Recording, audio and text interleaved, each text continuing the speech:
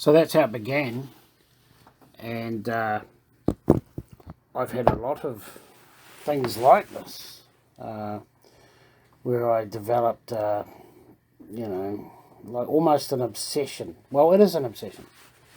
Like, I remember my mother telling me once, several times actually, she said, when you're a kid, you would get right into something, you'd really go hard in it, and then you'd get bored with it and move on to something else. And I think there's a little bit of truth in that. Like, I mean, do you know what a horologist is? I know what a horologist is, because back in 2018, I went on about a 3-month jag where I just got obsessed with watches. Not just any watches, they had to be automatic self-winding watches, completely mechanical mechanism. And my kids would come out here and see what I was doing in the shed, and I'd be sitting there watching YouTube videos of highly magnified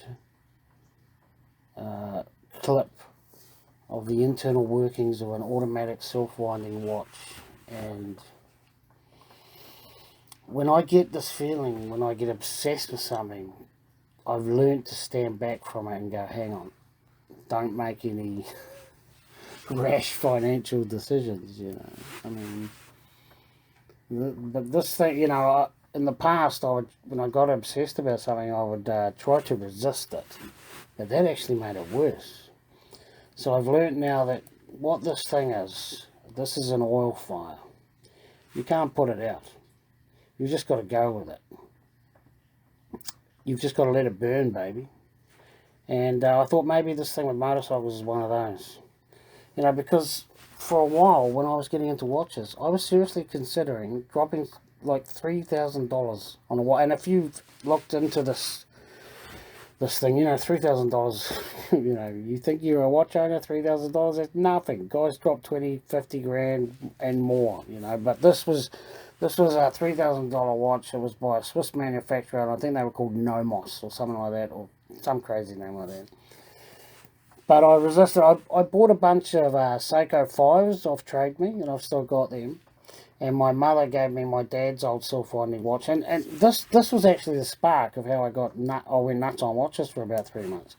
My mother gave me this watch, and it's a, I can't remember at the moment, but this watch, my dad bought it when he was serving in the army in Malaya in the 60s, I believe.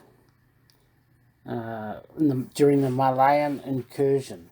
There's a thing going on with Indonesia and Malaya, and my dad was over there. No, 1963, that's right. He bought this watch in 1963 in Malaya, and I thought, looking at this watch, after my mother gave it to me, and I thought, man, this watch is older than me. And if I give it a wind and wear it on my wrist, it starts up. It didn't keep good time. It's never been maintained or anything in that whole time, I bet. And I thought, and it still works. And yet you'll buy a $2,000 iPhone, and that thing's going to be in a landfill within 5 years. It'll either be obsolete or stop working. Most of them break down. And that's how it started. My kids would come in and they'd just see me staring at these things. I was transfixed. But if I had actually done that, bought that watch at that time for $3,000, it would have probably turned up by the time the fire had gone out. The oil fire had just run its course. And if I'd got that watch, I would have probably just looked at it and then put it in a drawer and forgot it. Because there's something in my nature to just go completely crazy about it. So I have to take all my ideas right to the very end of the road. I can't go halfway. And I thought, is this motorcycle thing one of those? So I thought to myself, I'm just going to see. If after 3 months I'm still thinking about doing it, maybe it's a good idea. And that's how it turned out. And, you know, I'm a religious man too, so I was saying to God, I said, should I do this? Is this stupid? This is selfish. This is ridiculous. And everybody else told me it was a stupid idea as well. The only person who told me to go for it was a friend of mine his partner, she said she'd ridden bikes and stuff, and she goes, "Go for it." And she goes, "Do it." And I go, "Oh, the family's freaking out about it." And she goes, "So, you know." And now that I've had the bike just over a month, my wife and kids have realised that, owning a bike is not an automatic death sentence, and they've just kind of accepted it. And I got to say, I'm having a really good time.